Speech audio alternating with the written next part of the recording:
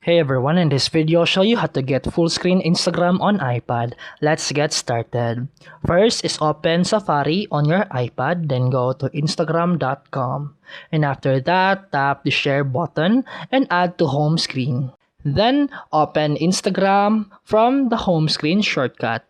It will now open in a full screen web app mode. You can swipe down the URL bar for a more immersive experience.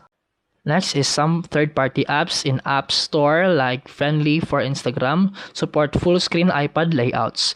Download the app, log in with your Instagram account, and enjoy full-screen browsing. Next is open the Instagram app and use iPad multitasking pinch to stretch the app to full screen. Not perfect, but better than standard scaled view.